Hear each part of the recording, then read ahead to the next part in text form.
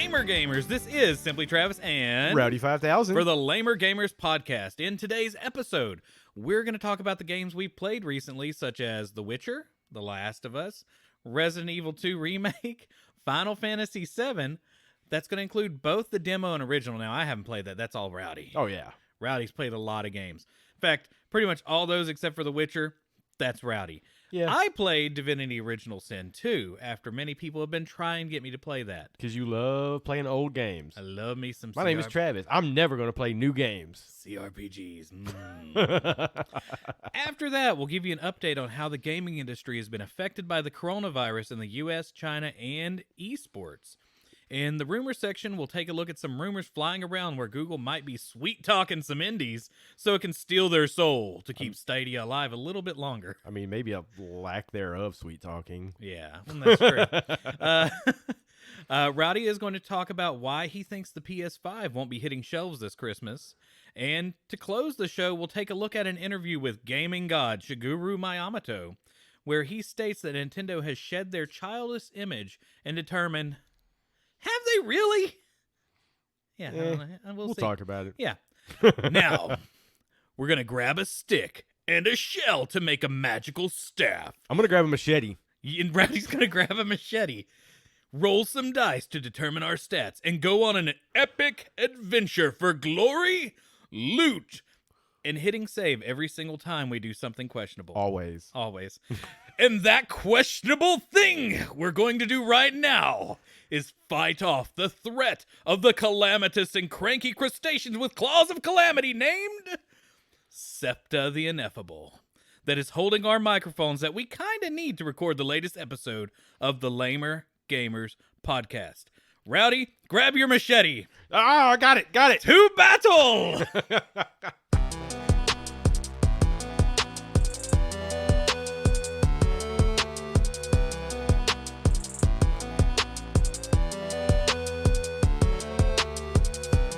Said cantankerous crustacean. Yeah, that had a lot of syllables. I mean, honestly, some of the other words I had, like calamitous, had a few. But anyway, before we get into the games, we currently have loaded up in our console cannons of calamitous, cantankerous C words. If you like the stuff we do here on the show, make sure to check out @LamerGamersCast on Twitter, @LamerGamersPodcast on Instagram, and throw a review down on Apple Podcasts or Podchaser. So, do it. Rowdy, what have you been playing lately, man? Look, this year I played so much of The Witcher 3. I know we haven't been in this year that long. It's not like we haven't had an entire episode of it that you all should listen to from last week. Exactly. Yeah. So I think I beat it maybe right after we recorded that episode. I don't remember. We talked a lot about it in that episode. I haven't beat it. Well, yeah, I figured. Because I kind of got distracted and started playing another game. But I finally beat it. And I was like, man, there are so many games coming out, and there's so many games that I haven't beat that I started. I need to go back and beat some. So I finally beat Pokemon Sword. So how was that? I really liked it. But I mean, of course, I really like Pokemon games. Yes. But I don't think they tried on this game. I mean...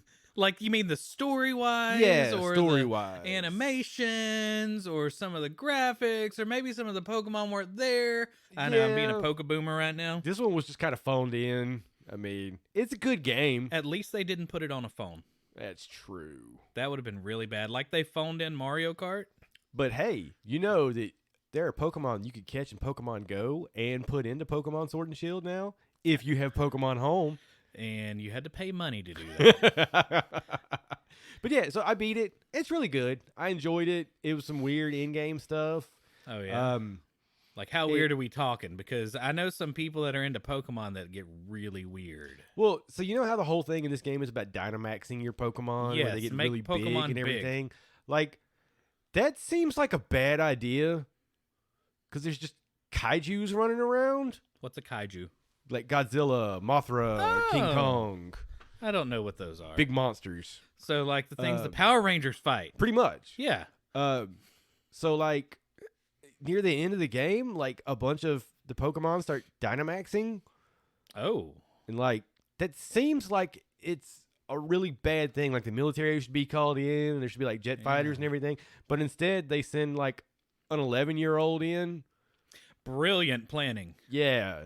I do question the political system of wherever the Pokemon are at.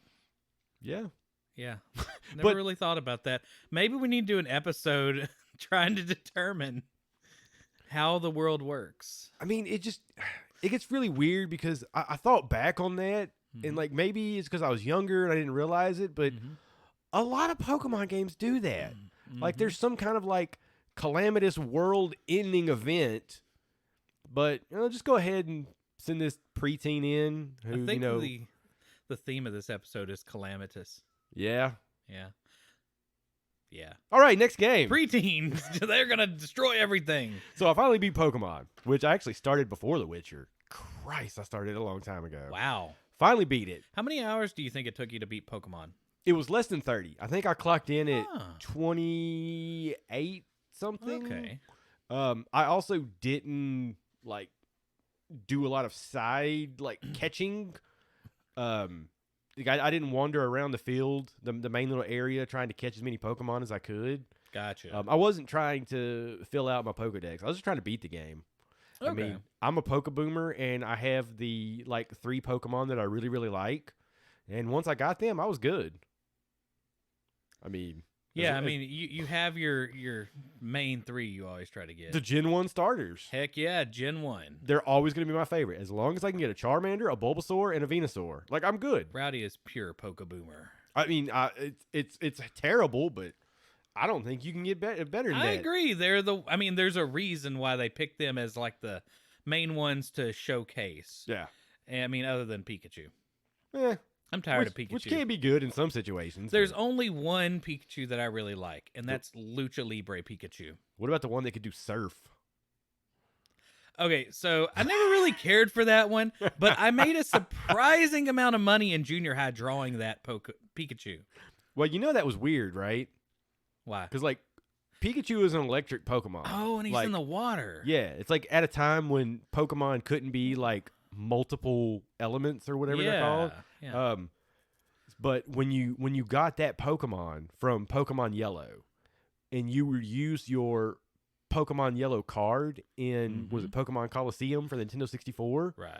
When you brought that Pikachu in to do surf, like he actually surfed around like on a surfboard. They had to make a whole graphic and animation for that. Dude, it was awesome. The dichotomy of Pikachu. Should he be in the water? Is this going too far in the Pokemon universe? Maybe. Possibly. I mean, just Magikarps just start floating up. Well, everywhere. now it's weird because like multiple Pokemon are like It's like going fishing with dynamite. At that point, it's just too easy, if you're trying to catch Magikarp. like all these Pokemon are now like multiple elements and stuff. Like I have a Charizard who is like fire, flying, and dragon. Which makes sense because he's a flying dragon. Yeah. That shoots fire. I understand that makes sense, but it makes it really hard for me to understand. It's basically he weak paper, to? rock, scissors, but it's very like it's a crazy system. I honestly use an app. Yeah, that's probably the best I thing cheat. to do. Like whenever I'm about to have a fight, it's like, oh, with that one? Okay, well, I'm going to use this Pokemon. Oh yeah, I just look it all up. Don't at me. Yeah, I don't at Rowdy. Add him. Oh, Just do man. it. All right, so next game. Last of Us 2 is coming out at the end of May. So I decided I really needed to rebeat Last of Us Part 1. And going back and playing this game, I realized it's probably one of my favorite games of all time. Really? Now, what is this? It's PlayStation Yes. exclusive. Yes. So it's made by Naughty Dog. So the I'll same never people, play it. the same people who made the Uncharted series, which also great series as well. But The Last of Us, I don't know. I guess it doesn't really make a new genre or anything like that, but it does what it does very well. And what does it does? What does it does? It It does horror. Okay. So I don't know if you know much about this game, but I know there are mushroom people. it's actually from the cordyceps mushroom. It's a real thing. There's parasites that grow on it, and they actually can infect like insects and stuff like that go around it. There's a System of a Down song about it, right? No, that's the kombucha mushroom people. Oh, okay. Got it mixed up. But no, so the whole world gets infected by this cordyceps parasite. It starts off in Austin, Texas. Well, Of okay, course. you start in Austin, Oh, Texas. okay. Basically, all the major cities in the U.S. fall first, Mm-hmm. and then outside of that. So you basically you go the whole game. There's crazy tragic stuff that happens in the game. I will not talk about that. That's super spoiler territory. Even though the game's 7 years old, there will be someone out there who wants to like destroy me because I talk about what happens. But it's super tragic, man. I mean, just everything that happens in this game. It's a tearjerker at points. Yeah, to me it looks very cinematic. At some point, I'm gonna have to like go sneak a PlayStation into this house and hide it from the other systems. Like the Nintendo already had issues with the Xbox. I have a PlayStation 3, and I think I still I maybe have The Last of Us for PlayStation 3 as well. I have the HD remake, or not the HD remake, but the remastered for PS4. P4. If I still have the PlayStation 3 version, I'll let you borrow that. We'll see. It's a short game, actually. As long as you don't like go around and try to find every little thing. It's a fairly short game. It's fairly linear. Like it keeps you moving on the right path. Well, it'd be interesting to see, because there is some recent controversy where Sony is starting to put games onto the PC. Yeah. It'd be interesting to see if they put it over there, because I know they're moving Robo Lady Zelda. What's that one called? With the dinosaurs. Horizon Zero Dawn. Yeah. That one, dude. Oh my god, that was another one. Is so Robo good. Lady Zelda a good analogy? It might be a terrible analogy.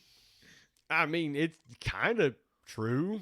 Okay. I mean, Somebody's really mad right now. it's like it's crazy because like in that game we kind of go back to almost prehistoric era because the robots have taken over. Yes. And basically humans are back to living in caves and like little communities and stuff like that. And they only build off of what they can find. So it's kind of crazy because you'll see like a bow that's built out of like string and wood and stuff like that. But then the arrowheads that they make for it are like sharpened pieces of metal from these robots that they find. And then they can make like some of these dinosaur robot things have like acid sacs on them or places that carry fuel so that they can like shoot fire and stuff. So you can use those on your arrows. It's pretty cool, man. But no, so The Last of Us, amazing game, beginning to end. It really makes you question, what you would do in these kind of situations. There's a lot of moral gray areas in this game. Oh my god, the twist, the turn, it's amazing. I can't wait for part 2. It's gonna be so good. One of my coworkers, he's not super into games, but we talk about it so much at work that this guy was finally just like, well, I need to get a PlayStation 4. So he gets a PlayStation 4, and we're telling him all these games he needs to play. Well, he's playing dumb stuff. Like, he can't wait for that new Predator game to come out. Like, I kind of want to play that asymmetrical. Only on PlayStation 4. Of course. But, I mean, it looks cool, but, like, it's made by the same people who did Friday the 13th. So it's going to be good for a couple of months there, but it's like a strictly online game. So it's not something you can play for... Ooh, sorry. It's not something you can play for the long run.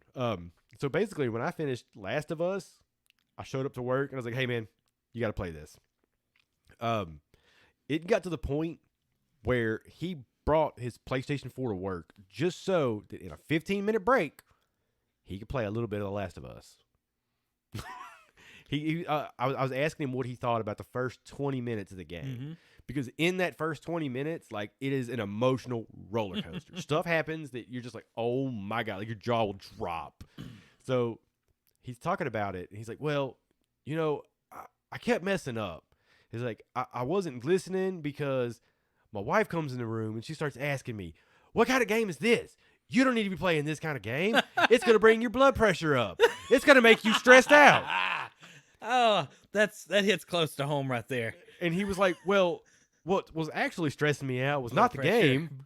high blood pressure in video games. It was her yelling in my ear. Oh, and I snap. kept dying over and over again because I kept missing what they were supposed to say because she was yelling in my ear. Now, that part doesn't hit close to home. I'm just talking about video games that raise your blood pressure is the thing. Man. Yeah. I saw somebody that posted something on Facebook the other day. It's like, thank you, video games, for making me forget about everything going on in the real world and making me calm and relaxed. Man, I don't know about that. This person's like 20 Oh. something. They haven't, they're not like, in the real world doing like, more intense things. They haven't been steamrolled by mortgages and back pain. Yeah. Because then you play video games and you're just like, I've made 1 billion decisions today. Why do I want to make more? I could have put this $60 towards my mortgage. Yeah. This $60 is a copay for my back doctor. I'm not going to go there because I'm paying a lot of money for physical therapy on my back. Anyway, I have actually, though, I had like a list of games that I've been waiting for them to go on sale. Okay. And one finally did. Actually, 2 did. Uh-oh. Yeah. Dirt cheap sales, too. Nice. I haven't played the other one, though. You're going to be excited about the second one. I'll just tell you it. Nier Automata. Oh, my God. Haven't started it yet. Dude. But it was dirt cheap and I had to. This game, like, beat whatever you're trying to beat first before you start this game. Look, seriously, man. This is like hack and slash RPG heaven, dude. Okay. Like, just sell it more for me. I have spring break next week. I can play games. Dude, it's the absolute best soundtrack that was ever put in a video game.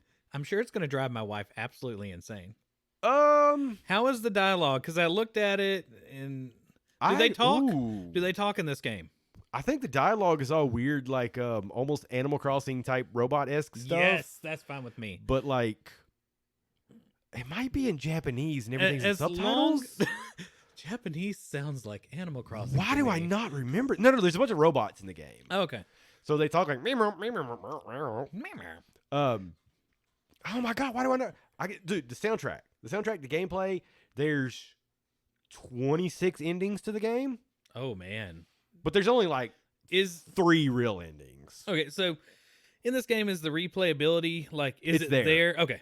Because well, here's the deal. So like, does it play differently each time? Like you go different routes on your path of choosing what you fight with or how you fight? Not necessarily, okay. But it's the fact that there's like 2 end games. Okay.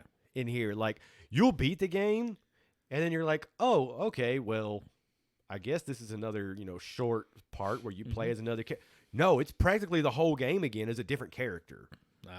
And then you beat it that way. There's another one. There's another storyline. And then the craziest part of this game, once you beat it, I think a 3rd time, and the credits roll. Okay, so there's this crazy like game that's playing in the background. It's almost like a Space Invaders type thing, and it starts getting super hard. So credits are rolling. You're playing this game. Let's say you die in that, so you could come back because somebody else in the world has helped you. So you're like, well, what does that mean? So then it gets to the end of the credits, and you have the choice to either help somebody out in the end game, and if you help them, it completely deletes your save. Or you could choose to be selfish and keep your save and not help humanity. Interesting. Oh, dude, it is a deep game. And believe me, deep. I hate that kind of stuff. But this game was awesome. Sorry. What was your other game? The other game, which was dirt cheap also. By the way, pro tip, if you're looking for cheap games, Best Buy, if you look at their games that are not in store, go online and look for games to be shipped to you, essentially. Yeah. They are so much cheaper. Like, I can never find the games that they have on sale in store. I think they just have, like, we found this box in the warehouse, so let's put these on sale for $15. I've done that a few times, They have man. a guy named Mark that does that. And he's, just gets old, gross games out of there. You can also find cheap amiibos at Best Buy. Good to know. All right, so I got Divinity Original Sin 2, which I've had a lot of people tell me it's the best RPG style kind of CRPG game, or the what does best C Dungeons mean? and Dragons style. I'm sorry. The C stands for computer. Oh, okay, gotcha. I thought it stood for something like Cooperative or competitive or other C words I can't think of. uh, Tough. But it's basically computer RPG, which anyway, so it's a D&D style game. I played it for a little bit. I actually had it from probably a Humble Bundle a billion years ago. I tried it on the computer and really didn't like it, but this was at the time whenever I had just found my love of Obsidian and Pillars of Eternity 1 and Tyranny.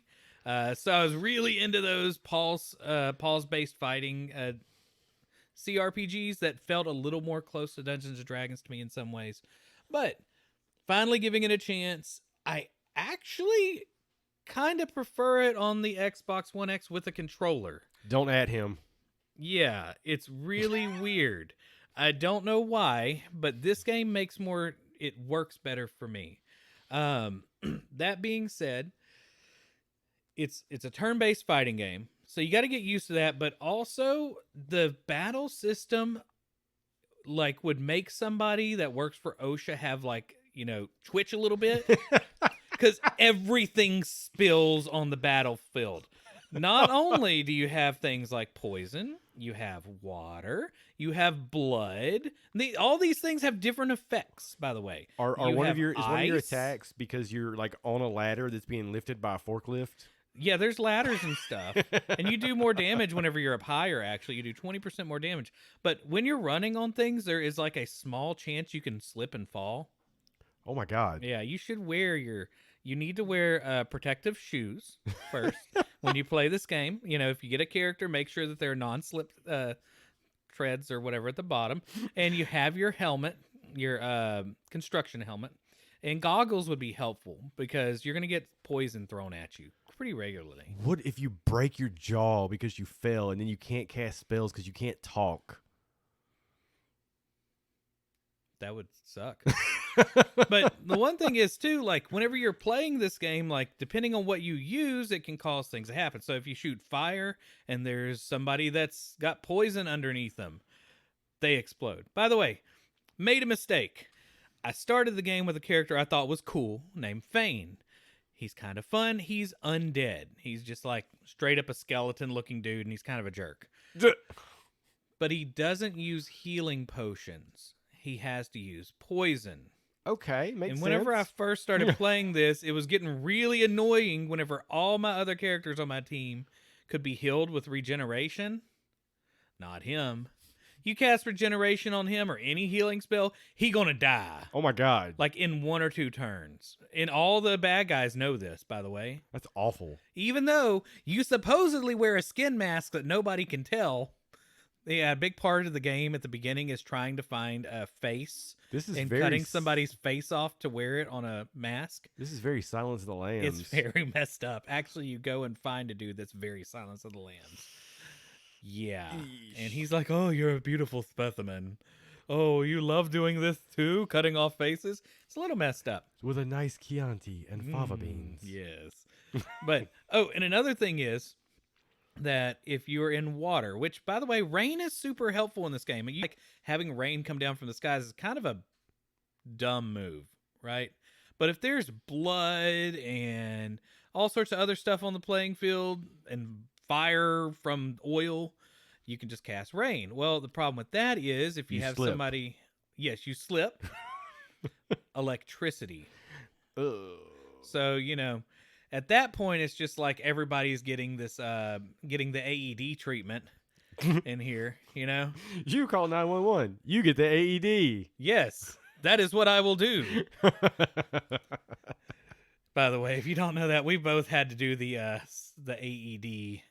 What is that? Automated external defibrillator. Yeah, that's when you shock people and say clear. My CPR class. You say clear first, though, right? My CPR class is way more in depth. Yes, I've just had to take it at work once or twice. Rowdy kind of has to do it all the time. Oh my god, it's awful. But anyway, so the game's been really fun. It's very D&D like. One thing I've enjoyed is that I've made it to where my characters can talk to animals. Okay. Now, my wife, I don't know if she enjoys that. Because every time I talk to a dog, the dog's like, "Hi, are you my owner? I sure miss Emmy. Do you know where Emmy is?" And then it's just like the saddest thing ever. And I found Emmy. Oh no, they're dead. So the first playthrough, because I've restarted it with Boney McBonerson. Yeah, that's a terrible name for him, isn't Yes, it? it is. The Fane dude. I accidentally killed the dog the first time because I didn't know Emmy was a dog. I thought Emmy was a person. No, I just heard. You're terrible. I didn't know they were trying to kill me, and they were like, "Meat, you look like meat. I eat you." Because you find out that these dogs have been like changed to hate people that have quote unquote the source. Yeah, source is the special magical word for magic in this game. Okay. Kind of like Blastiacores. Oh, Christ. But not as bad. They don't go as involved as Tales of whatever that Tales game was that I've just erased from my memory. Anyway, I really like talking to animals in this game, though, and my favorite one has been Septa the Ineffable. I was just about to ask you about that. It's the most dire, diabolical creature of all. It's... Well, just hearing that name, what would you think that would be? Septa the Ineffable. A manticore. Yeah, it's a crab. And it's, I'm walking around and it says Septa the Ineffable. So it's like, oh, sweet. If you don't have the talk to pet thing, you can pick one of your characters that might have it. Mm-hmm. And so you talk to it. And man, this thing is how you would imagine a crab to be. And the first thing it says, by the way, this is about the same voice. "Ha! Collared like a dog, a very pink, very long dog. I pity you, but Septa the Ineffable has no patience for weakness." I It always laughs like imagine that. I Yeah. always imagine a crab would be like, "Man, I'm gonna cut you. I'm gonna cut you. I'm a gonna crab." cut you so bad you're gonna wish I didn't cut you." Yeah. Well, at that point, it's calling me, because you're wearing this collar that keeps you from getting to use your main magical powers. Okay. Okay. And I was like, okay. It's a crab. Of course it's crabby, right? I'm not going to hurt this crab. But then it's like, this power is my birthright, same as yours. But one of us has grown to astounding heights and the other has sunk into depths too humiliating to describe. Pity. I'm gonna punch it. I killed the crab. And honestly, there's no reason to let this thing live. Scurrying around the island left and right, causing menace. Wait, is this thing like a giant crab? No, it's little bitty. Oh my god! And The whole time you were talking about, I thought it was like a giant crab. No, it's like at least it's like a man-sized the size crab. of a shoe. Oh my And, god! I had to look it up after I killed it. I didn't kill it my first playthrough. My second playthrough, though, this thing's gonna die. You got to go. I did hit save right before I fought, because whenever a crab's telling you that that it's apparently this powerful god, essentially, It actually might mess you it up. might. You never know in these kind of games. True. So save often. So anyway, there's no point if it lives. You get 200 XP though. Nice. Yeah. Now,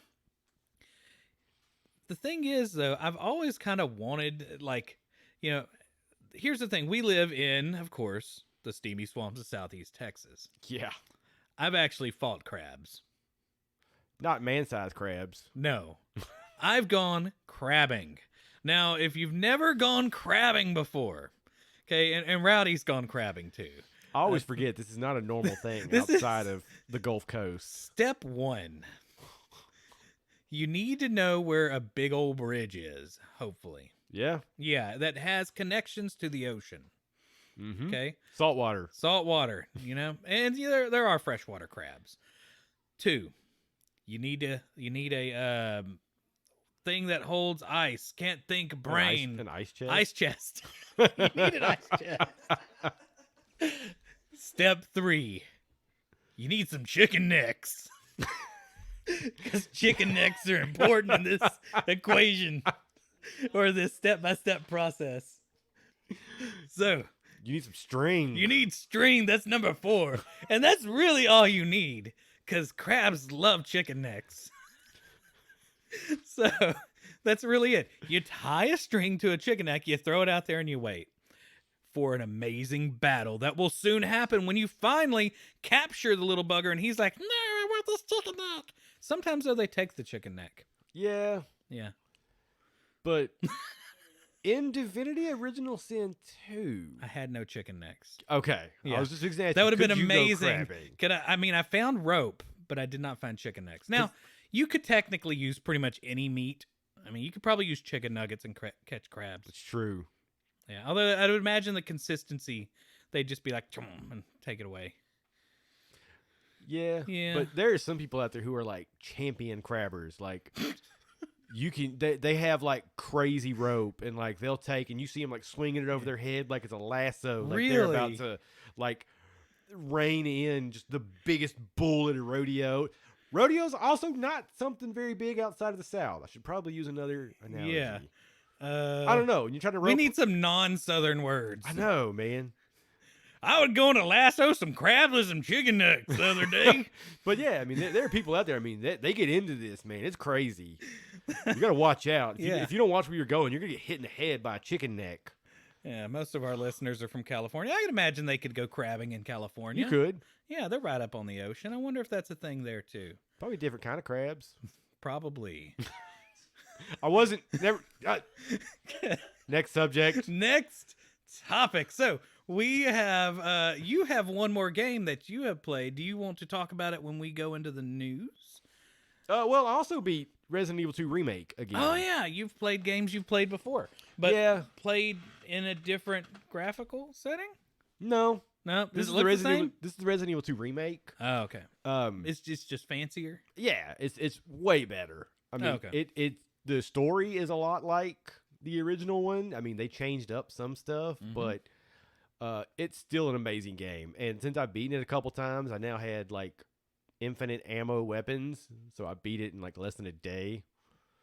That's totally worth it. It's awesome because Resident Evil 3 is about to come out, so I had to go and beat this one because Resident Evil 3 Resident Evil 3 Remake Mm-hmm. takes place before, during, and after Resident Evil 2. I bet you could catch some zombies with chicken necks in a string. Probably. Probably.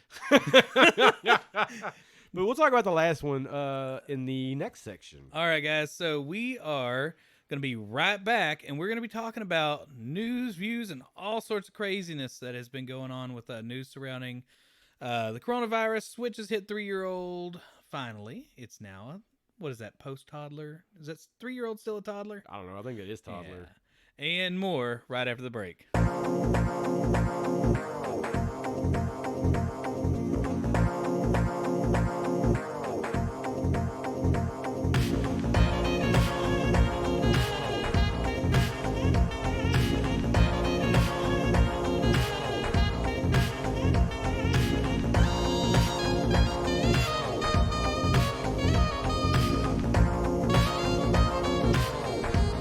All right, before we get started with the news, I want to give a shout out to our friends over at ParallaxMedia.one. They're a good old gaming journalism website that has decided to help spread our podcast around to the masses. So drop by and check these guys out. So, I was talking about, well, we were talking about the games we played, and the last thing that I played that I kind of wanted to wait a little bit for is I played the Final Fantasy VII demo. Which came out of nowhere, right? That's why we want to put it as news. Yeah, and if I'm not mistaken, it came out on the day that it was originally supposed to release, but it got pushed back.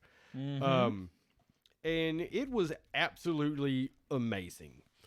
I loved the way it looked.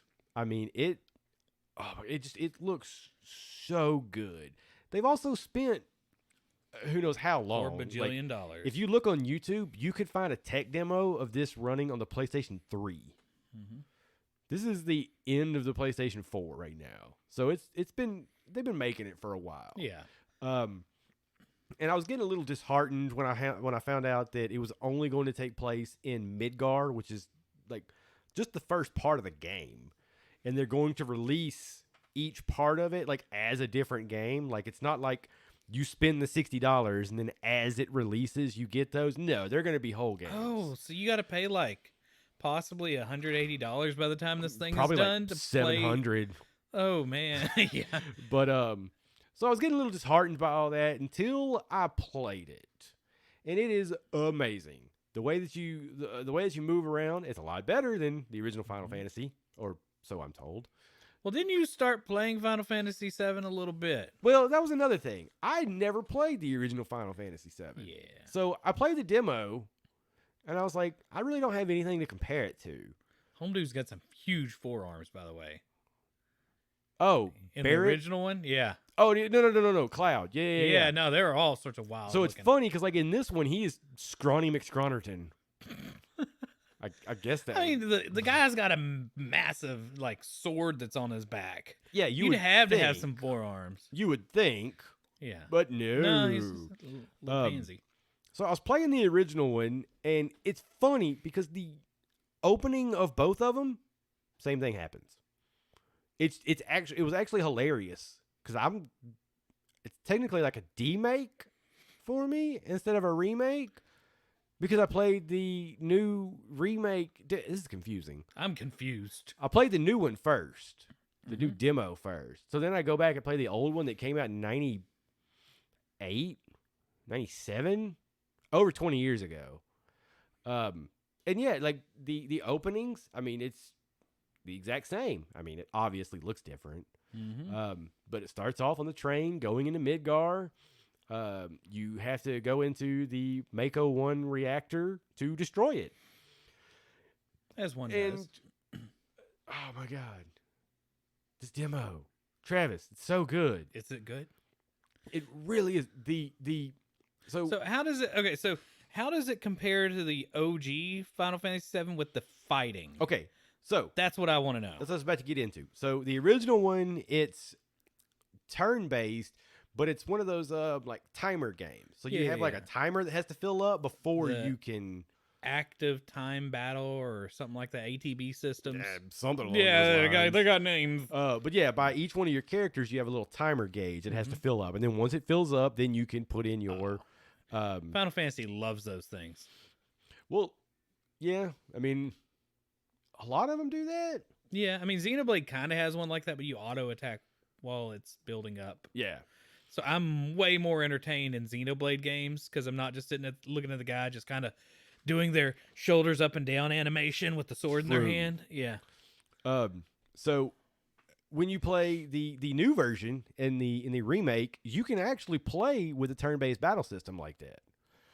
I did not. I wanted to see what the active battle was like. So I mean, you could go in just swinging the slash button over and over again, like it's a hack and slash, or you can kind of slow down time. You can't stop it. You kind of like slow down time while you put in your inputs to use, magic or items or skills and things like that. Now you could also call out to your partners to do stuff. So even though you're controlling one character, you can call out to somebody else to do something. Are they like auto attacking the whole time? You just basically don't have access to controlling them? The other characters, you Yeah. could switch to them. Oh, okay, but then your character just goes into Yeah. auto mode, right? Okay. Yes. So yeah, they'll automatically just do like their main attack over and over again. Yeah, that's a pretty big difference. So it's really cool the way it works, man. You could also like each character has like a different mode of attack, I guess you could say.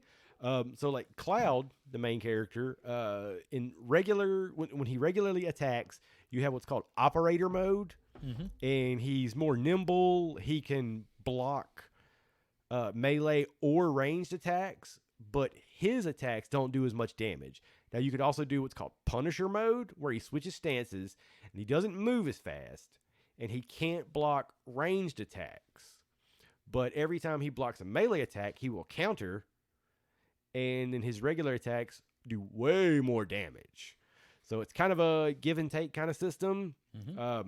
I don't remember what Barrett does. The other guy that you play as in the Shoots demo. things, right? The guy with his gun arm. Yeah, It's on his right arm. That's all I really know. I mean, I played a little bit of Final Fantasy VII, but not a whole lot.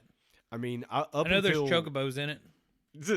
Up until I guess the day before yesterday, I'd never played the original Final How Fantasy did we miss VII. that? I mean, I know I didn't because I didn't have a PlayStation. Well, I think the only thing I really saw was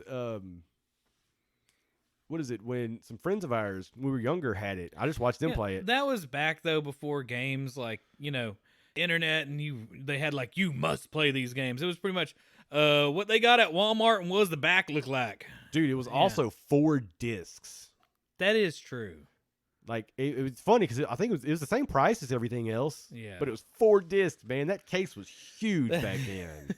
Good old cases like that, man. But needless to say, I am hooked. I'm on the new train for this new one. You're on Final Fantasy train. Yeah, it was up in the air if I was gonna get it or not. And I'm in, dude.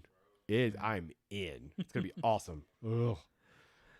All right, so Let's go next. up, this one's just a quick one. Hey, the Switch is 3 years old. It survived. Nintendo isn't doomed forever. Yay! Happy birthday! It's already sold more than when the Xbox One stopped.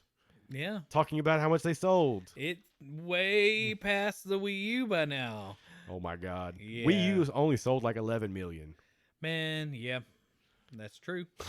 All right, next up, Platinum Games has confirmed that their Kickstarter was really, for Wonderful 101, was really just to gather interest on the game rather than generate funds.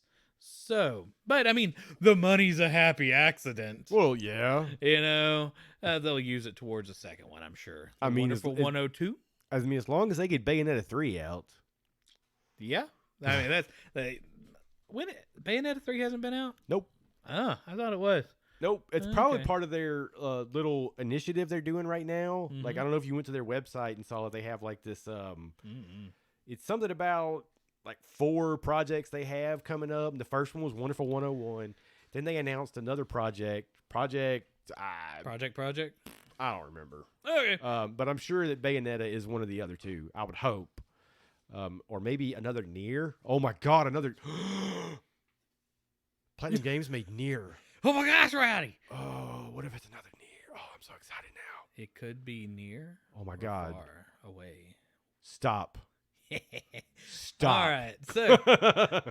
So, speaking of projects, or weird projects, Bleeding Edge announced a new character. So I played the Bleeding Edge demo recently, or beta. You're all in on this Oh game, man, I'm all in on it. In fact, there's a couple episodes ago where I had the Xbox beta bonanza, and that was most of the episode was how much I liked Bleeding Edge. That's funny. And they had a spot for a character that was just darkened out, and they finally announced what that one was.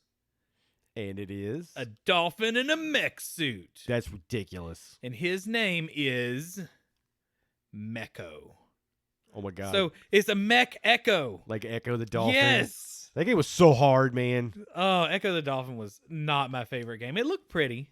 It was so hard to but play, dude. It was tough to play. Made no sense. Yeah, I remember going to like my cousin's house to play Echo the Dolphin, then almost got stung by a scorpion. So yeah, that's how I remember Echo the Dolphin. You and bugs. Dolphin and scorpions. I remember having to like go to sleep, like, and it wasn't like they just made a, like whenever you go stay at somebody's house, sometimes you'll sleep on the floor. Yeah. Yeah, that's never fun whenever you have a scorpion almost sting you, then just the whole night.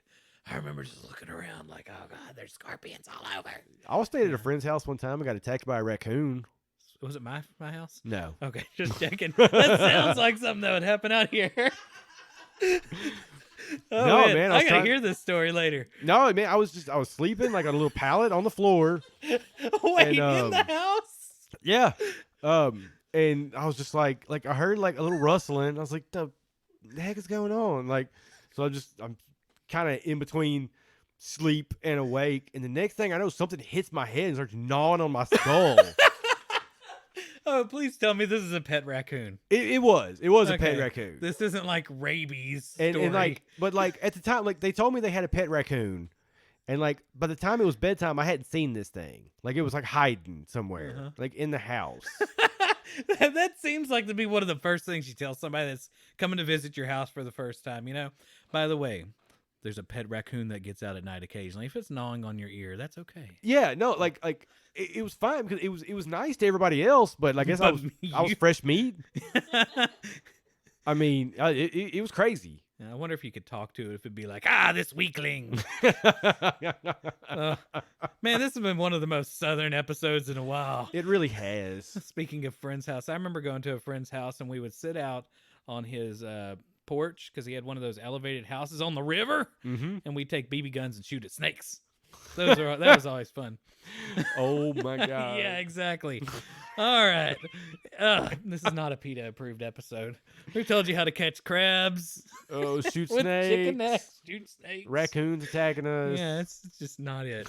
All right. Anyway, going back to the dolphin in a mech suit, because that's serious. All right. Here's the backstory for our good friend Meko. Meko was used in a horrible genetic experiments before the Bleeding Edge broke him out of captivity. By the way, if you don't know, the Bleeding Edge is this group of like tech nerds that do stuff. Did not know this. Yeah. While Meko's past has given him a distrust of humanity, Bleeding Edge taught him that Rowdy's got the machete again. Taught him that not all humans are bad, and now he fights alongside them in his giant death-bringing mech suit. Death mech. Death mech. He's basically a tank character, as most dolphins are.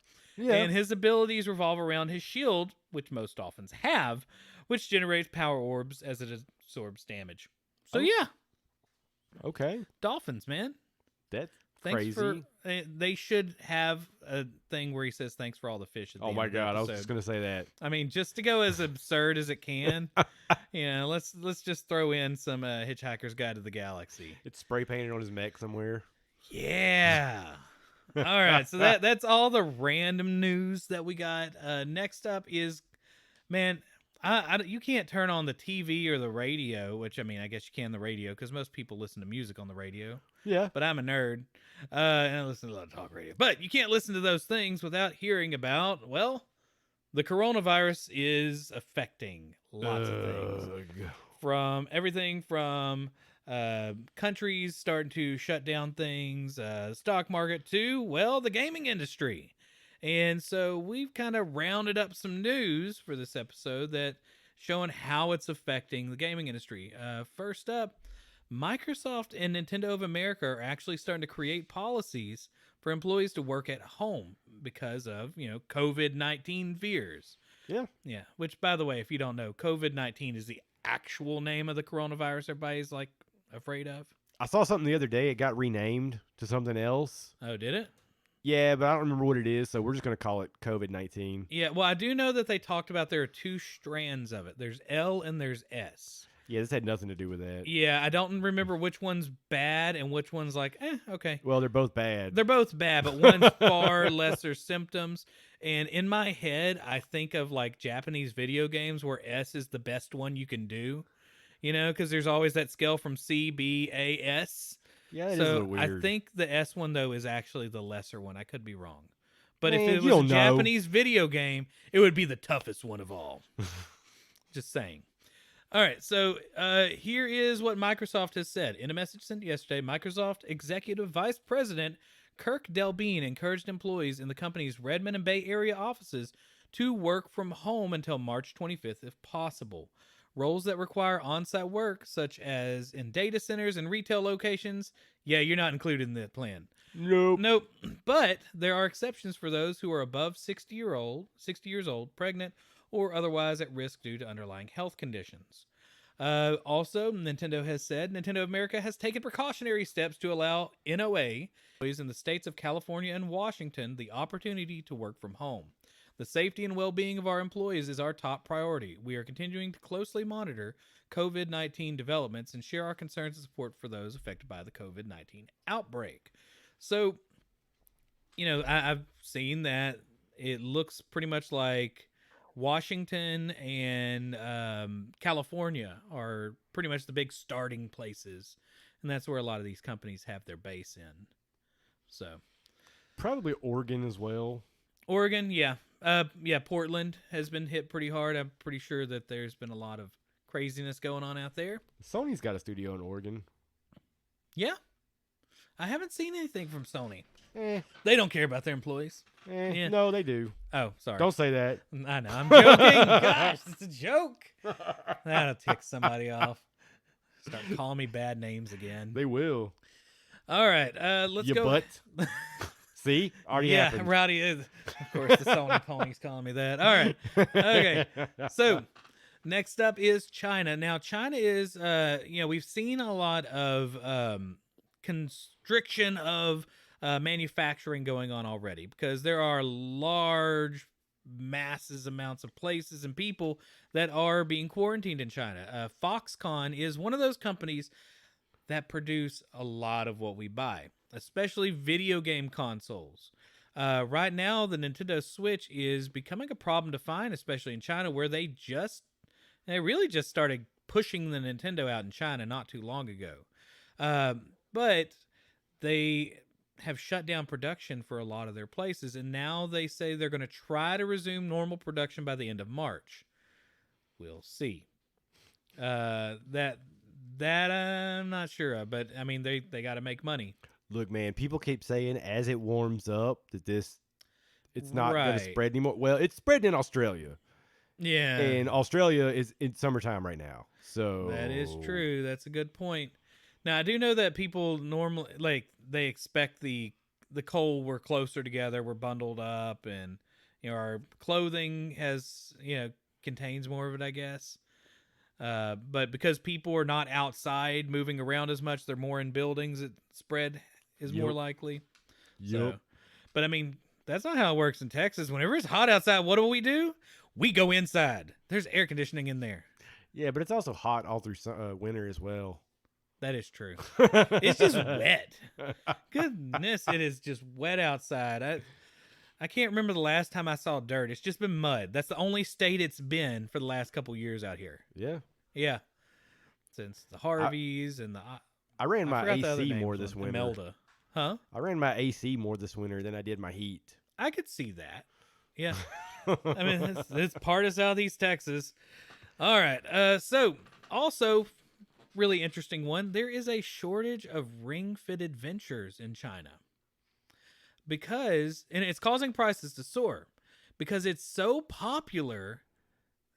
Because everybody's indoors. Yeah, they got to stay indoors during the coronavirus outbreak. So its regular price was, somewhere it was pretty expensive. I think it's like $80, $80, $90 thing. It's up to $250 in US dollars in China right now. Nice. Yeah, not nice. So, because people want to stay inside, they want to do something, play video games, get on the internet, but can't do it. Oh, man. Speaking of coronavirus, China, and crazy things going on, there's a video that you could find. There was this guy, his 60-plus-year-old mother, he didn't want her getting the coronavirus, so he, locked her in her apartment. Oh. And, would bring her supplies and stuff like that so she didn't have to go out. Well, she starts going stir crazy. There's a video of this 60-plus-year-old woman scaling down the side of her apartment. Oh, my gosh. Just so she could get out and walk around. So you watch this video, and she gets to the bottom, and you notice that she's got a bag in her hand. It was noodles. That's not what I was expecting. She climbed down the side of this building with her noodles just so that she could get out of the house and go have lunch somewhere. That's awesome. Yeah. I mean, I don't know how she got back in. Surely she didn't climb back up. I have no clue. You need a feather of like the feather from the Mario Kart games where you bounce and spin. That'd probably be it. People are going stir crazy, man. Well, yeah. I mean, when you're stuck inside and this thing's got a 21-day, potential time that it's in your system. Look, man, I got a coworker. I could stay inside for 21 days, I think. I have a coworker who decided that she was going to go on a cruise. Mm-hmm. So she starts asking us, what should I worry about? I was like, look, here's the deal. You may not get the coronavirus. There's a good chance you won't. Mm-hmm. But the problem is that if anybody on your cruise even jokes about having symptoms, get ready to stay on that boat for an extra 2 weeks. Yep. You're not going to be able to work. Nobody's going to be paying your bills. You're going to have to pay for the medical bills of what happens on this boat. Mm-hmm. And I wouldn't be surprised if the cruise lines make you pay extra for, food and lodging and Yeah, everything like yeah. that.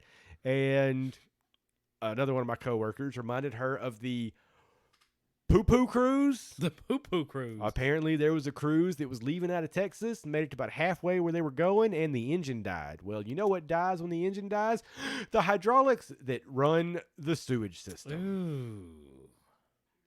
It turned into Poo Poo City. That sounds like something off of Conker's Bad Fur Day. They had to be towed back to the U.S. Ooh. Well, everything was full of poo poo.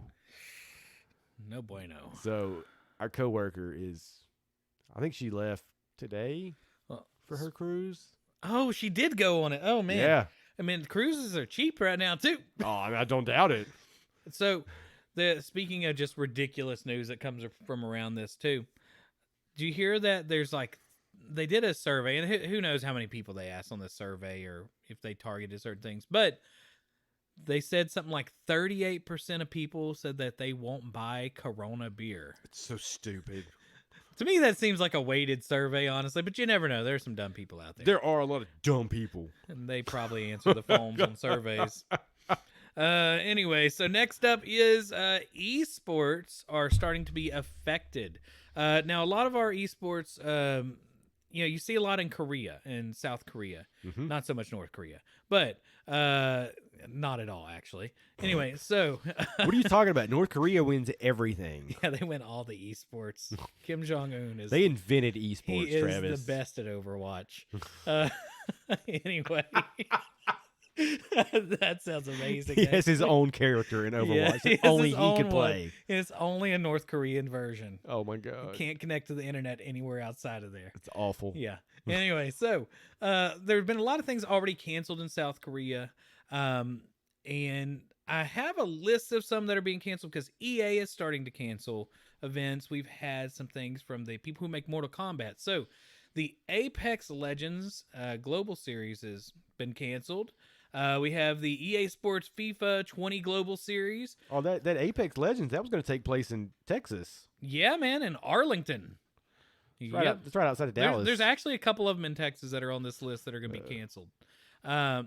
Not this next one. CONMEBOL El Libertadores online and live event has been postponed. Now, a lot of these places are saying they're going to postpone to like May. We'll see.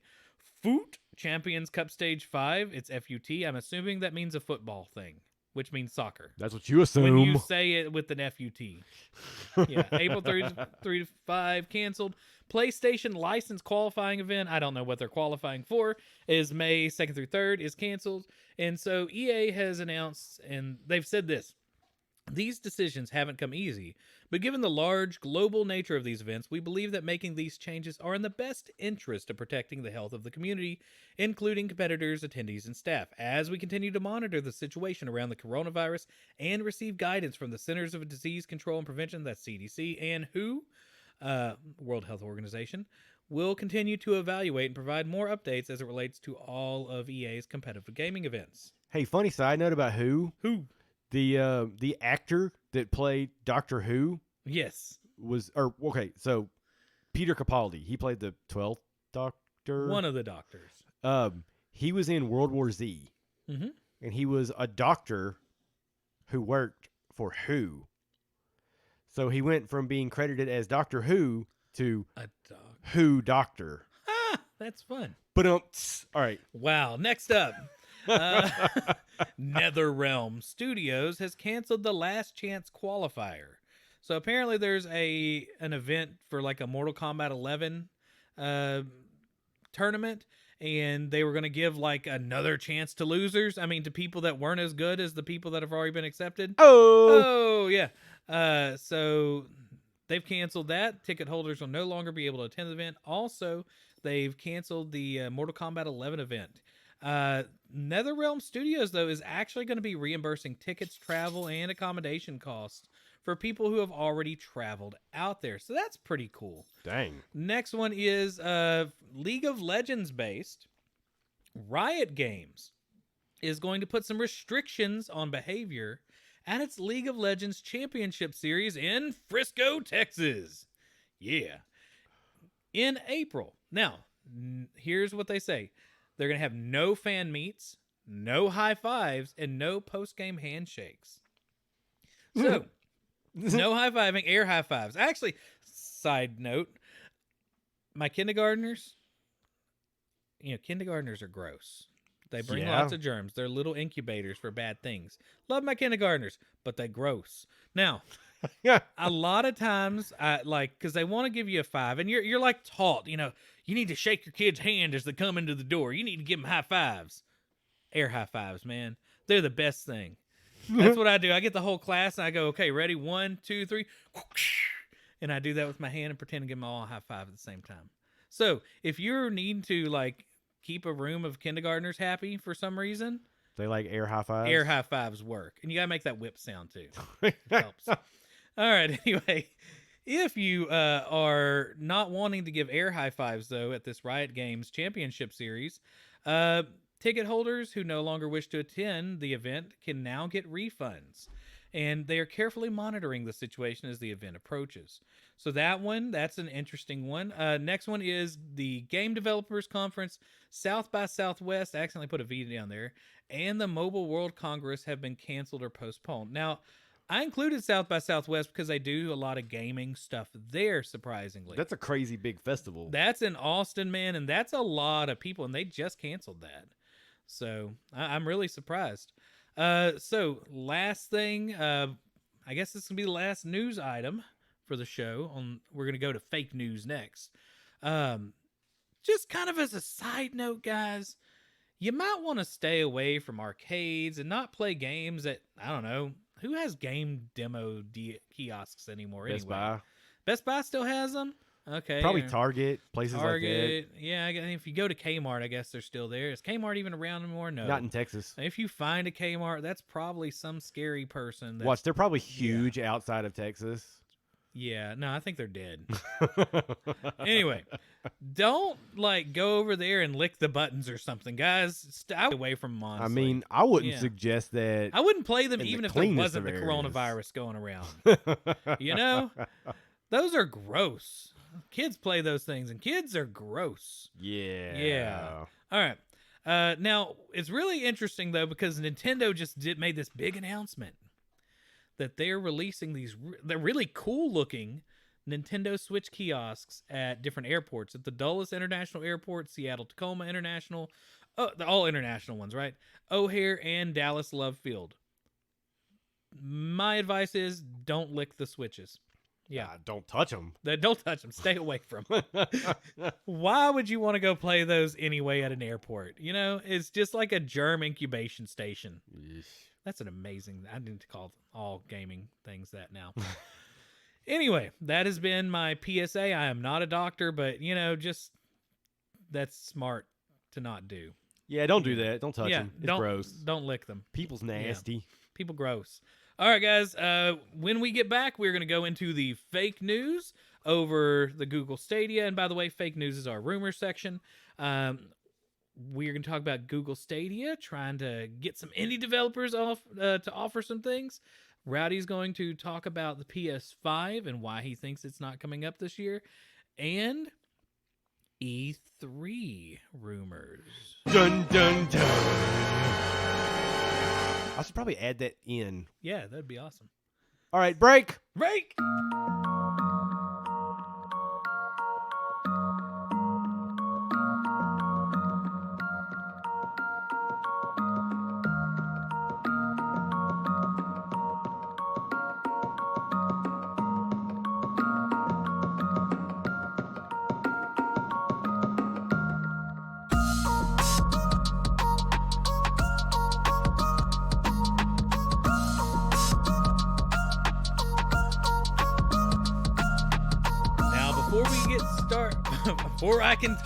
Before we start diving into the fake news of the week, don't forget that you can tell your friends to check us out on Spotify, Apple Podcasts, www.lamergamers.com. That www is super important for some reason, or wherever you cast your pods except for iHeartRadio. Anyway, all right, so this is pretty. Rowdy's going to be the one he's all up in the fake news. Look, man, he's got all of it today.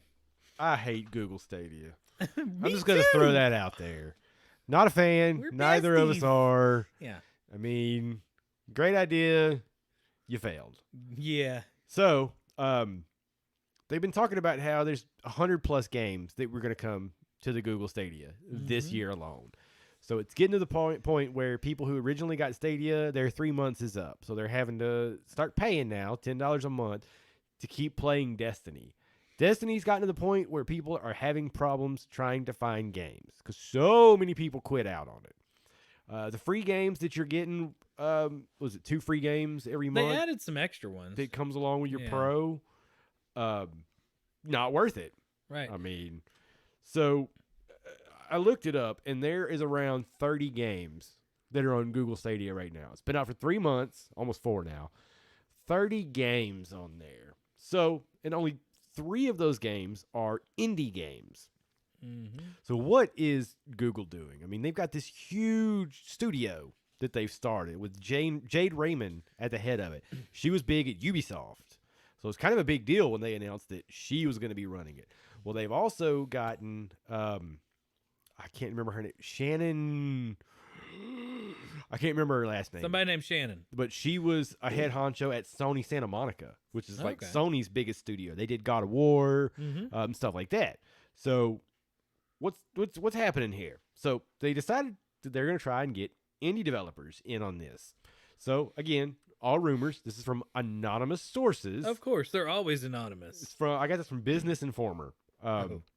These studios, one of them stating that they are a prominent indie developer. Of course they are. All indie developers are prominent.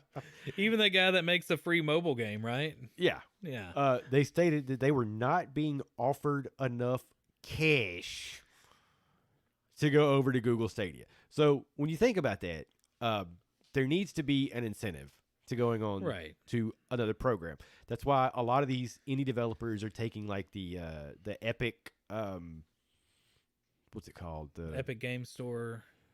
Where they're only on the Epic Game Store. I can't remember the word for that, but yeah, they're exclusive to it. Exclusive. Yeah, because they give them money when they do the Epic exclusive. Like it's because they're making a profit by doing that, right? So it's all about having to make a profit. And some of these people are saying, or from these two, one of them said that the offer was so low it was almost laughable. So, Game Pass does the same thing too, where they pay up front, but I also think they pay like a, when they have games on Game Pass, they also kind of mention it, say, hey, you can buy this game at the store, and they usually run sales. Yeah. So they tend to make a lot of sales after people play them on Game Pass. Well, yeah, I mean, and pretty much every system that has some kind of like a monthly like deal. Like they do that. Like PlayStation has that with games with gold. Yeah. So wait, no, games with That's gold Xbox, is Xbox. Rowdy. No, it's oh my god, the PlayStation. Oh my, why do I not? I'm blank, dude. But basically, when you subscribe to PlayStation for their monthly thing, you get 2 games free per month. Right. And you can play those as long as you're still subscribed. And then they'll also offer you big time deals. Like just recently, they had what they called the double sale, where a game would like there was one game that was like 50% off, but if you subscribe, it's 75% off. So it's like a double deal right there. Double deals. So all of them offer this kind of thing. So you're making a profit somehow off of it. Mm-hmm.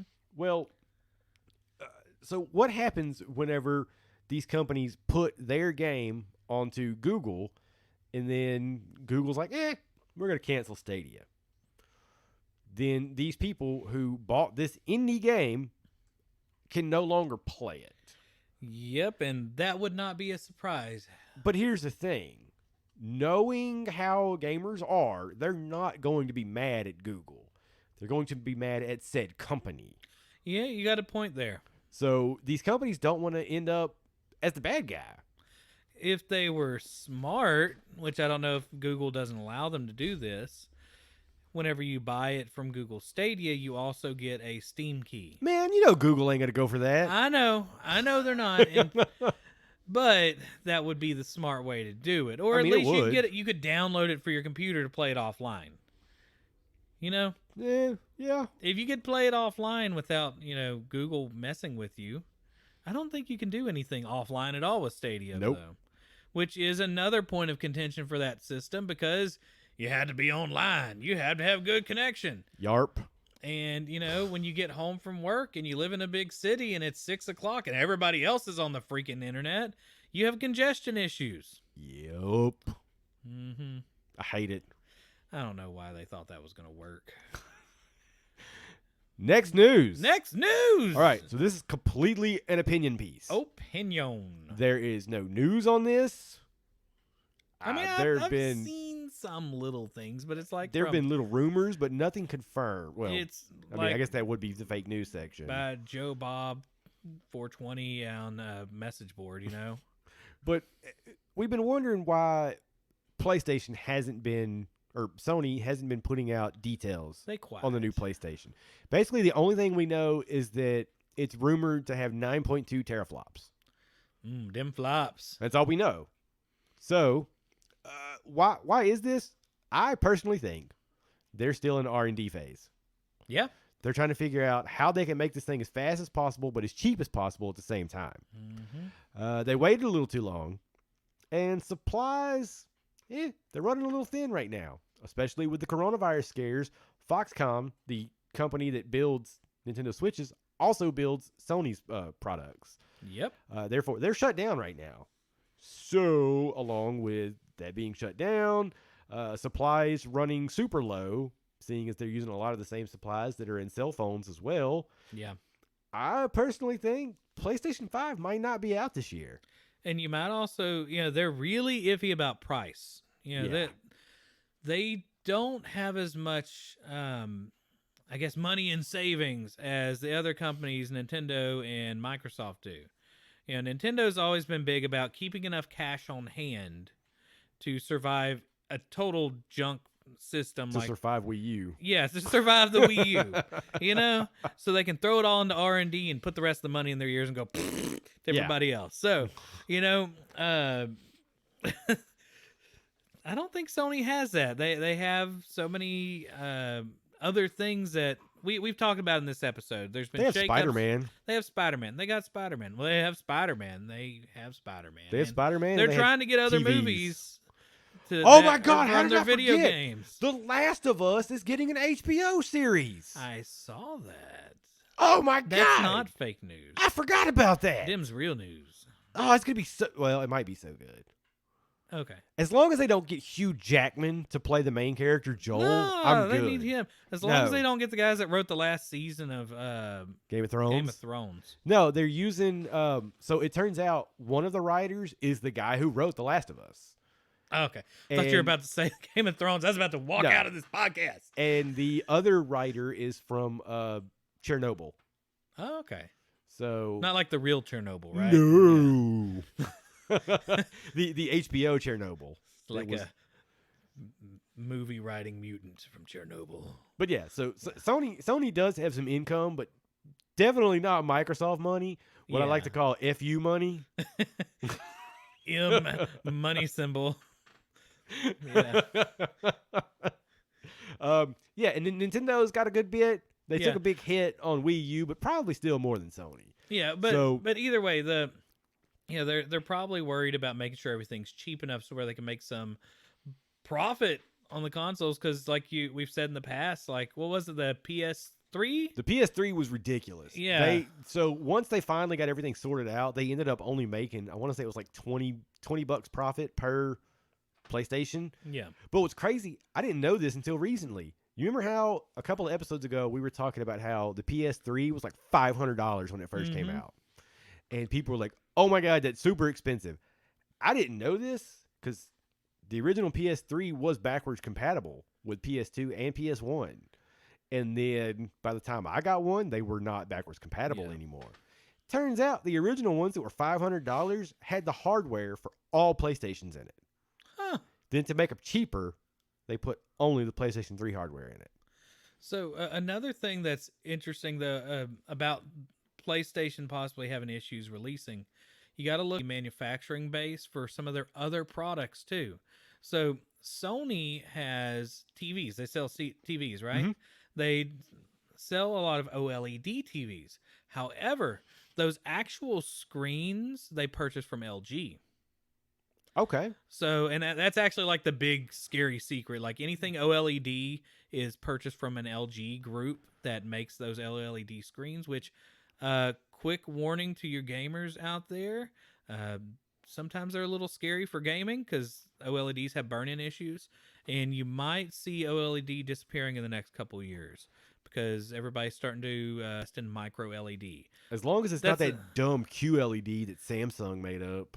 Yeah, those are actually making a lot of money, surprisingly. It's dumb. Yeah, they're the quantum LEDs, but Fake. they don't have burn-in issues, and the OLEDs have issues with a lot of failures on the line.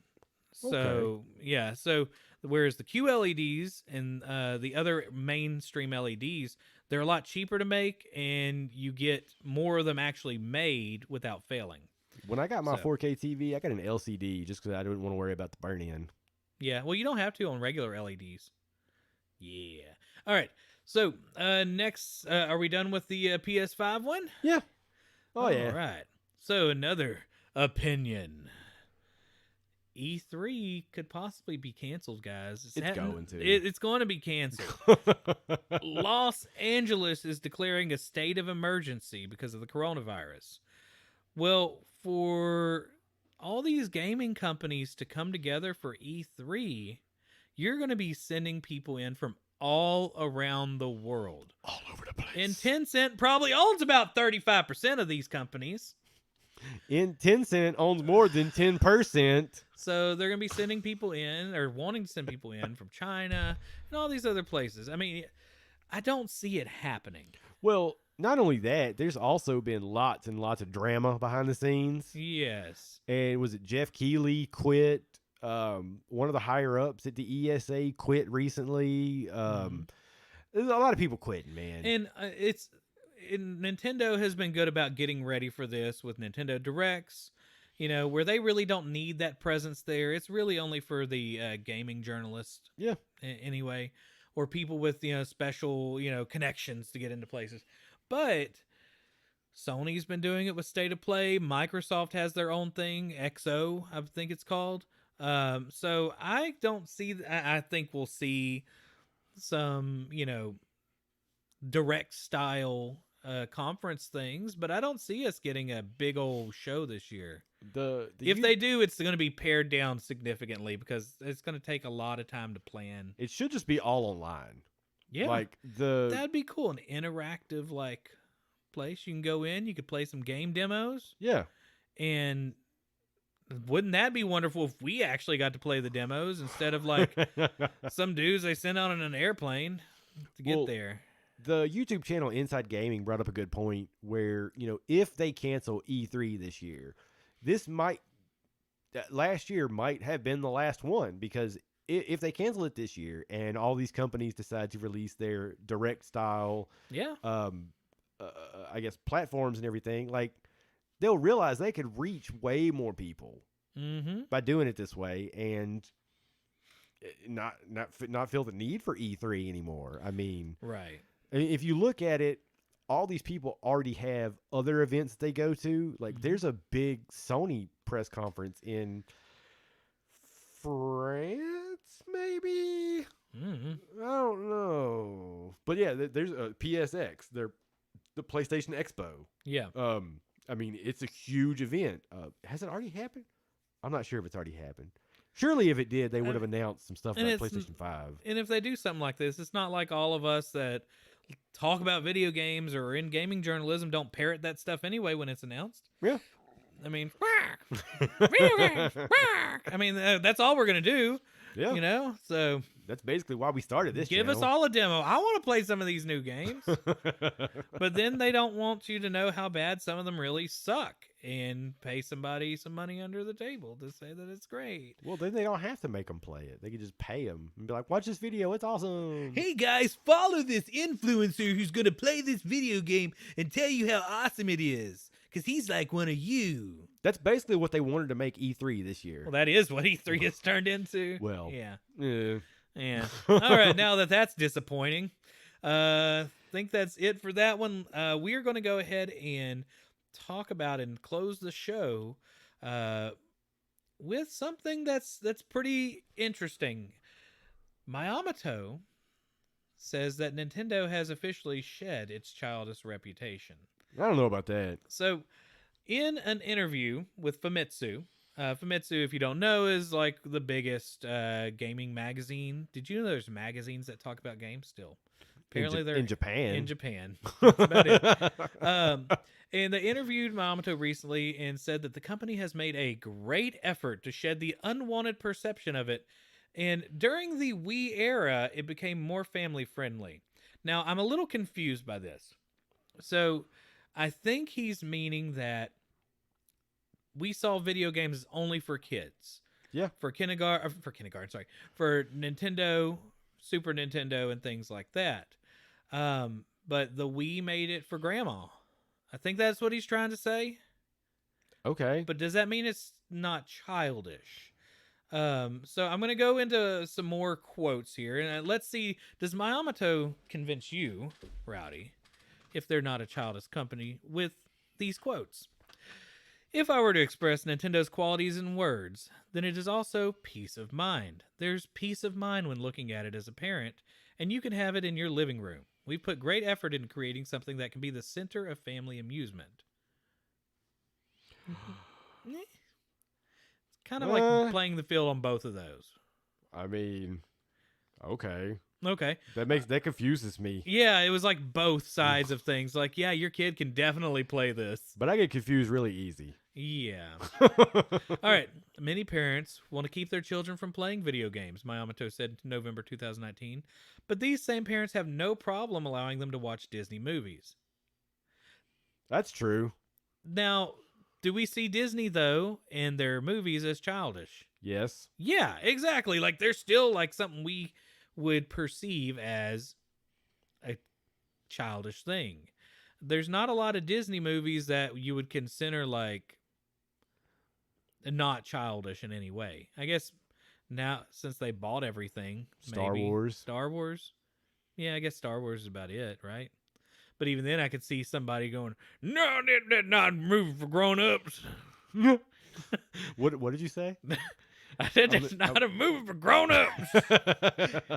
Listen, boy. All right. Listen, boy. I'm gonna chaw my tobacco and watch some Sopranos. All right. Next up. No, Sopranos is a Yankee show, man. Whatever. All right. we cannot seriously challenge Disney unless parents start feeling comfortable about their children playing Nintendo. When did they ever have a problem with playing Nintendo games? Like, Nintendo's always been that company that, of course, the Nintendo game is I think for everybody. I think he's more along the lines of not playing video games in general. Like, I don't want my kids playing that. They're gonna get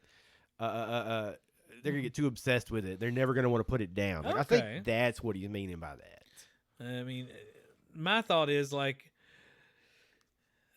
I guess that he's worried that, they don't want them to be seen as like the Grand Theft Auto console. I mean, I could see that, but what you also have to look at, like, I know he says that they're trying to get rid of the childish thing, but they have the least amount of censorship right now. That is strangely true. Like if you look at like I can't remember the names of these games, but they have a lot of clickbaity anime story type games. Oh yeah, some of those things on the Switch that are being released right now. They're rated M, and there are games that have nudity in them. Yeah.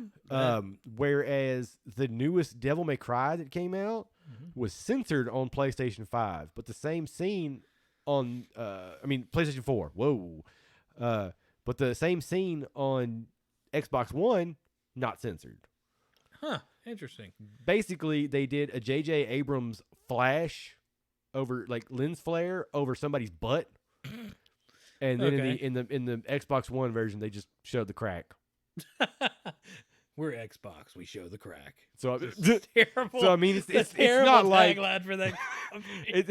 It's not like it's some like NC-17 rated like adults only kind of thing, but like it's censorship. But Nintendo, they have the least amount of it right now. And that's completely different than it used to be. At least the American games. Nintendo was never really big on censoring the Japanese games just Yeah. because there's a different concept of censorship in Japan. I mean, if you watch the original Japanese Dragon Ball Z episodes, it's a bit much. A bit much for me and my American sensitivities. All right, here comes the next thing. What really makes something Nintendo to us comes from truly thinking about the customers. It's not about the market or the current trends. Ugh. We like you. Company talk. All right, next one. If you try making something that sells, it eventually ends up becoming like something that's already out there. If what you make looks like something that might already be out there, then it won't sell well. That's why Nintendo makes things that have yet to be seen. That's a little convoluted, but I think he's going into we're going to show you some brand new exciting things rather than guns and racing. You know what? And footballs. Let's talk about the Nintendo quality seal. Oh, snap. I missed the quality seal because it's gone. The quality seal, if you had a game that had the Nintendo quality seal of approval, Nintendo approved that. Yep. It was going to be Nintendo quality. It was going to be great. Well, I think it meant something different, didn't it? Didn't it just mean that it wasn't going to break and cause your system to catch on fire? I mean, that's true as well, Yeah. but it was the Nintendo quality seal. Right. Like, Nintendo games were quality. That was what they assumed. Or Yeah. they made us think. I don't know why I went really weird accent right there. So now, if you look at the eShop, oh, man, it'd be great if Nintendo put some seals of a quality on there. it's not quality now. It's just like a dead seals. Just Dude, today stinks. I had 54 cents worth of gold points. 54 cents. Oh, man. I bought 5 games and have 24 cents left. And we're going to have to determine if they're good or not. I spent 30 cents and bought 5 games. Ooh, that might be kind of a fun little thing. Does this deserve the Lamer Gamer seal of approval? I could pretty much give you a spoiler for that episode, and I'm going to say no. But Yeah, we got to see what's the cheapest game we can get that like is worth playing. okay. Well, I've got 5 of them. All right, we're going to definitely have to try those 4 of later. them I paid 5 cents a piece for. Wow. So we're going to check out that quality seal of approval and see if any of those get the Lamer Gamer quality seal. Yeah. The Lamer Gamer quality seal is a lot lower than Nintendo. Oh, I bet it is. Did I have fun playing this? Yeah. We'll have to see if we both agree with it. Then it's about, I guess, a yeah. I don't know. Well, that sounds like fun. Well, will it be lame, tame, or insane? oh yeah. All right, so I guess I want to finish this segment before we end the show. You know, I think this has been a concern that us hardcore Nintendo nerds have dealt with for years. That as an adult, you play Nintendo games. And is it childish? Do we still see that concept where people think Nintendo equals little babies playing games? I Yeah, still like- think that stigma's there, honestly. Like, oh, you play Super Mario? Yeah. I'm an adult because I play Call of Duty. Yeah, well, I mean, there Duty. was literally a whole like meme that went around a year and a half ago, 2 years. It was like the Nintendo face or Nintendo soy boy thing was a big thing. So I still think you're seeing that childish reputation being spread across the internet in memes and things like that. Even though, like you said, Nintendo doesn't really censor. They let you play The Witcher in all its Yep. glory in the middle of the mall or grandma's house or wherever you want to bring it. You know, I mean, they don't have Grand Theft Auto where you shoot cops in the first 10 seconds, but you know, There was a Grand Theft Auto on DS. there wasn't there? Yeah, but I think it was more like the original ones Yeah. where it was like the bird's eye view, top down kind of. Yeah. But I do think the console itself has been accepted more because you did see a lot of people when it first came out that were always on the go and they got tired of those mobile games. Yeah. I think the mobile game industry, I know there's still some that make a ton of money, but people in general just don't want to play them. I mean, it depends on like the geographics. I got you, but when was the last time we saw something that had a mass appeal that everybody had to play? Like think Flappy Birds or what are all these dang bird games? Angry There was- Birds. There was something after Yeah. Pokemon Go, but I forget what it was. Yeah, Pokemon Go seems like it was the last big. Dude, that was 2 weeks of world peace. It was amazing. I remember that week. I remember going to the park. Until people started using lures to like lure people to alleyways and rob them. Dude, that's rough. Yeah. Yeah. Poor Pokemon. Anyway. All right. So I still think the Nintendo is not for little babies. I own them. However, I do think we still have that stigma attached to it. Yeah. But I mean, yeah. Because Fortnite kind of has that stigma. Oh, yeah. And Fortnite's a game where you have 100 people and they all shoot each other. Yeah. And that's a little baby game. Baby game. That's a baby game. Baby game. Oh, man. Fortnite. Ugh. And on that note. Yeah. All right, guys. If you like what we're doing here, make sure to check us out at www.lamergamers.com/subscribe and subscribe to us. If you hear us on YouTube, click that stinking bell that's over there. I think you got to hit something now that says you get notified every time we come on. It's like go into the settings on your phone and allow notifications. If you're on Twitter, now you have to do the allow notification. Everything makes it nowadays because they only want you to hear and see what they want you to hear and see, and they don't want you to hear us for some reason. Ugh. Thanks, Google, for getting rid of all of our searches, our search traffic. Anyway, I don't really have anything else for today, guys. Thanks for listening. Rowdy, you got anything else? Google, more like frugal. Nope, that's it. All right, guys, we are out. Y'all have a good one.